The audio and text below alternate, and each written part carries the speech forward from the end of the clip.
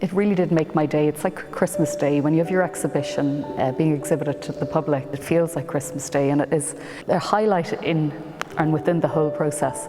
Room 1 especially in the dock, the director of the gallery, Sarah Searson, and her team hung the exhibition beautifully. And the weight of it, the spacing of the works, and it sings really. And you know, I do think that the architecture of the space, it feels purpose-built, although it isn't, and it feels a little bit domestic, but it isn't. It has historical references that are just gorgeous. The black fireplace, they remind me of my domestic space, say at home, or the fabric of that fireplace, when it was built, how it was made. It makes the painting sing, and how the colours all collaborate with each other. They complement each other, and that's hugely, hugely important in my opinion. That particular painting, I painted it quite late in August, and I remember the temperatures quite well because it has a gesso primer on it. It was the first time I refrained from using a border of any colour, if you like, and I do love that the brush marks, it's a 1.5 inch synthetic head, like they're revealed and they're left there. And I mean, painting is a self-reflective practice, and that's what's important for me, and it'll always sustain me, if you like. I was thinking of a John Cage quote. When you start working, everybody is in your studio. The past, your friends, enemies, the art world, and above all, your own ideas. All are there, but as you continue painting, they start leaving, one by one, and you're left completely alone. Then, if you're lucky, even you leave.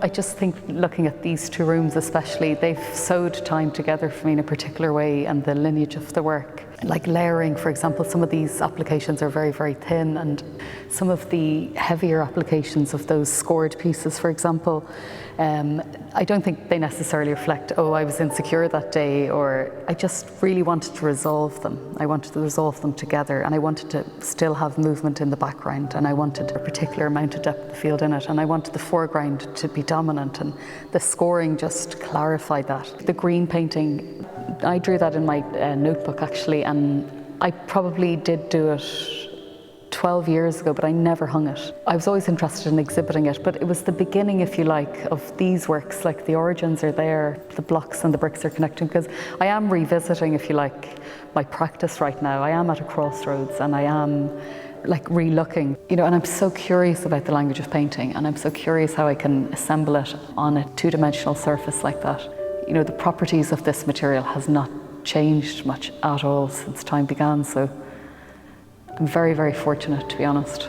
Every painting has a different personality, and it does have a different scent depending on the colours that were used, if you like, or at the time of year. The scale of these paintings as well, like to read them, you have to step back, and I feel I have to step back. You know, I'm the author, but I'm also new to them now.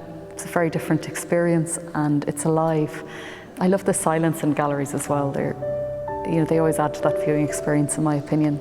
And there's really no better gallery to do it in, to be honest.